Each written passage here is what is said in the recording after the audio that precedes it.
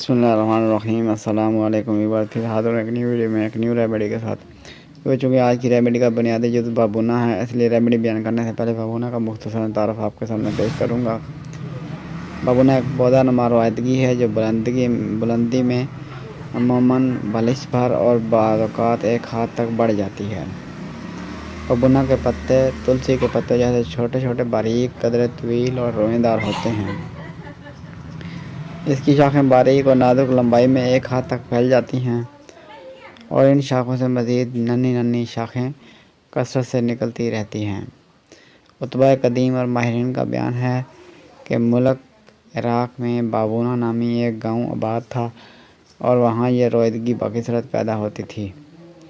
اسی بنا پر گاؤں کے نام پر ہی بوٹی کا نام رکھ دیا گیا۔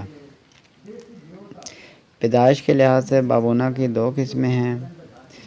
نمبر 1، خودرو یعنی وہ جو اپنے آپ کوہستانی علاقے میں پیدا ہوتا ہے۔ نمبر 2، بستانی جسے باغوں میں بویا جاتا ہے۔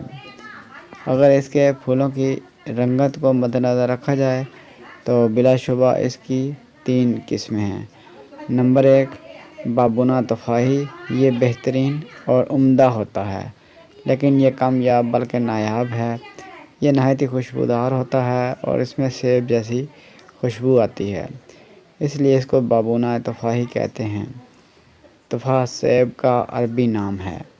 اس کے پھول باقی اقسام سے چھوٹے اور نیلے رنگ کے ہوتے ہیں۔ نمبر 2، بابونا کوہی، یہ زرد پھولوں والا بابونا ہے جو کوہستانی علاقے میں خودرو پایا جاتا ہے۔ نمبر 3، بابونا بستانی، تاثیر کے لحاظ سے بھی یہ تیسرے نمبر پر ہی آتا ہے۔ اس قسم کے پودے کے پھول سفید رنگ کے ہوتے ہیں۔ اس پھول کی خوشبو اتنی تیز نہیں ہوتی جتنی کہ اور پھولوں کی ہوتی ہے۔ بابونا کا خودرو پودا پاکستان اور ہندوستان کے اکثر کوہی علاقہ جات میں پایا جاتا ہے اور یہ عموماً جون کے مہینے میں پیدا ہوتا ہے اور اگلے سال مارچ تک دستیاب رہتا ہے۔ بستانی بابونا باغوں میں 12 مہینے میسر آتا رہتا ہے مگر اس کے لیے نمناک مٹی ہونی چاہیے اور ضرورت کے مطابق اس کی آبیاری بھی ہونا ضروری ہے۔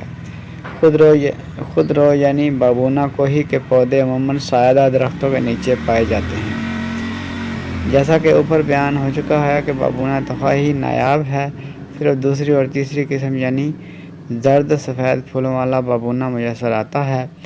ان ہر 2 قسموں میں زرد پھول والا بابونا بہترین ہے۔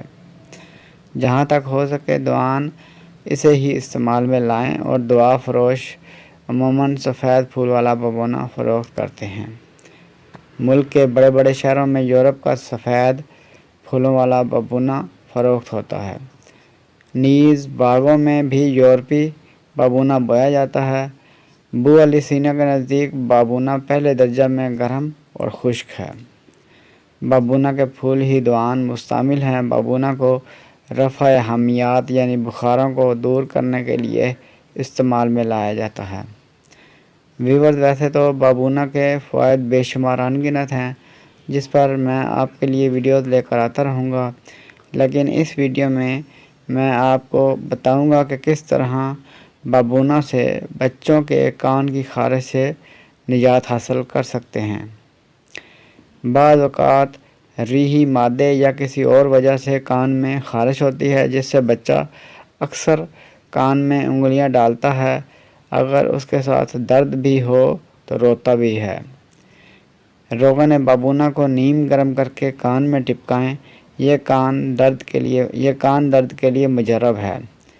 روغن بابونا آپ کو پنسار اسٹور سے بآسانی دستیاب ہوگا۔ اب تک کے لیے اتنا ہی، ملتے ہیں نیکسٹ ویڈیو میں ایک نیو ریمیڈی کے ساتھ۔ ویڈیو اچھی لگے تو لائک کیجیے، شیئر کیجیے اور ہمارے چینل کو سبسکرائب کر دیجیے اور ساتھ لگے بیل آئیکن کو پریس کر دیجیے تاکہ ہر آنے والی ویڈیو اب تک بر وقت پہنچتی رہے۔ آپ کا بہت بہت شکریہ۔